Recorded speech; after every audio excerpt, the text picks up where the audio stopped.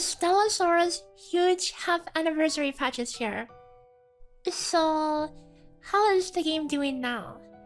Despite heavy doom posting on launch, I've personally been having a lot of fun with it, and wanted to give an updated review of the game, now that I've had plenty of time to simmer at the endgame.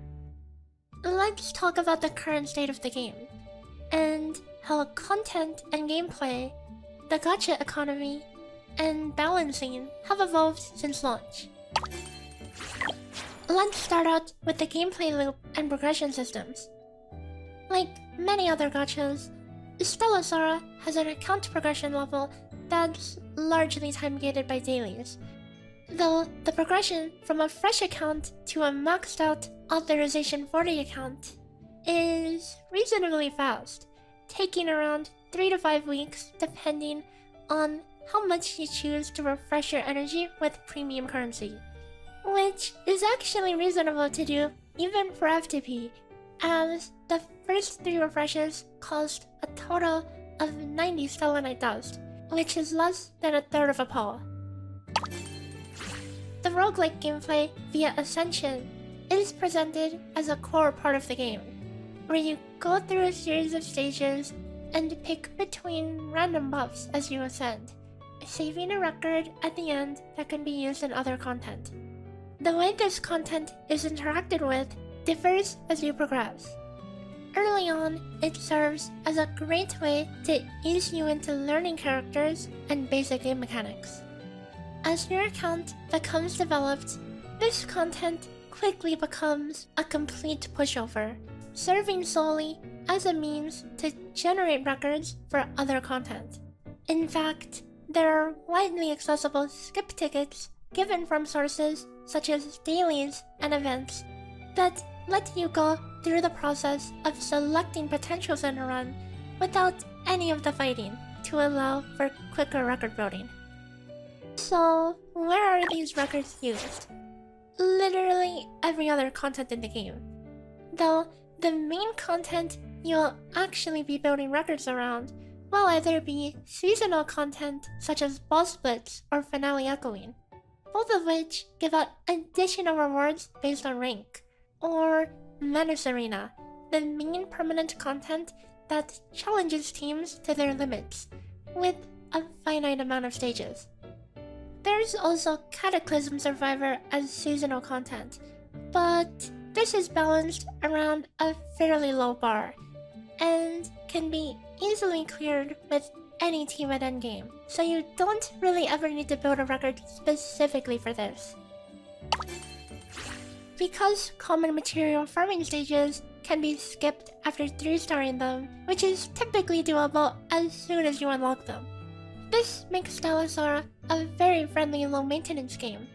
You can speed through your dailies in under a minute, skip event stories and use auto-battle to clear stages, and even just coast on content such as boss splits with minimal attempts and just one half-decent record, and still receive a majority of the rewards. That's not to say that there isn't grinding that you can do if you're down to just play the game though. For those who are competitive, experimenting and grinding for the perfect record, and competing for a place in the leaderboards for endgame content can be quite the challenge. Building characters can feel slow at times, especially outside events, but there's a lot of passive income that alleviates this.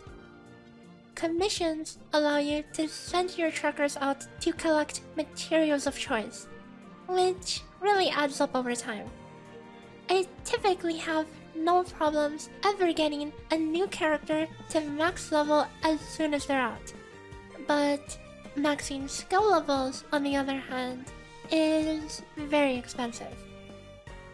As a mostly FTP player with every unit so far, I typically don't go beyond maxing out more than just the most important skill for any character.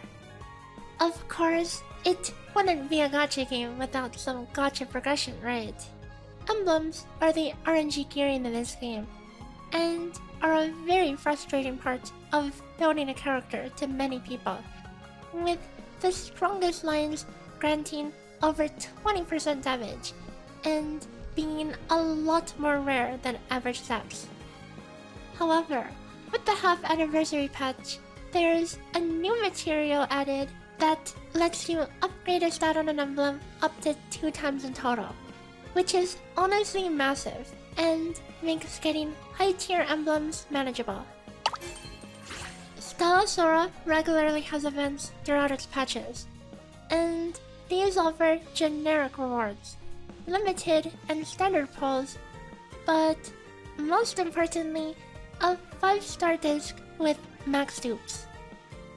These are very powerful, typically being on par with standard banner 5-star discs, and sometimes even being stronger than limited banner discs as well, which gives very little pressure to ever need to pull discs, or even buy the battle pass for its exclusive discs. On this note, let's move on to talk about the gacha system. I've already made a video a few months ago to talk about the estimated pull rates based on the income. You can check that out in the description. But here's a quick TLDR. The gacha system has 2 heart pity systems. A spark that lets you claim the unit at 120 pulls on any given banner, and a separate counter that guarantees you pull the rate up at 160 pulls. These are completely independent of each other, so if you full spark on one banner, you can get the next banner character in 40 more pulls.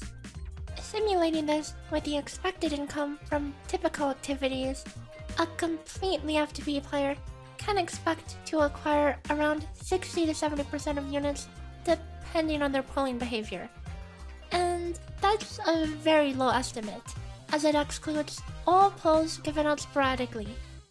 At this point of time, it's actually very reasonable for FTP players to get every banner unit, which is a long shot from the worst gacha system ever Doom posting that went around initially. I haven't swiped outside of a monthly pass which I've had active for just over 30 days. And even after going to pretty much full pity for Otoha, I still have over 200 pulls saved up. And that's with pulling every single limited banner so far.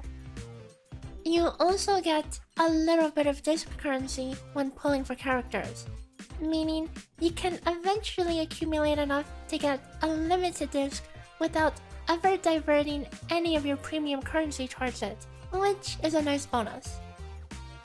Across the 10 new tracker banners we've had so far, 2 of them have been exclusive, with Snowish Laru and the newly released Otoha. These won't ever be going as standard. The other characters are implied to be added to the standard banner eventually, though we haven't seen this happen yet. We're also just now getting our first rerun with the Chitose banner. On the topic of Chitose though, let's talk about balancing. She's actually receiving some gameplay changes and buffs with her rerun, which is very much needed.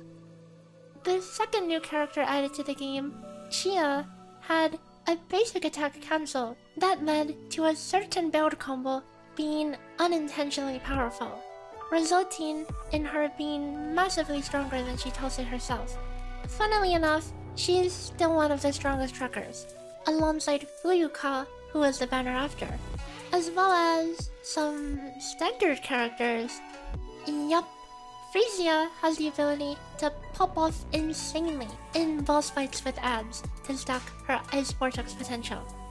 Jiri can pull off some insane damage with marks, while Nazuna, the only 5-star support in the game currently, sees use across several element teams because her buffs are that versatile.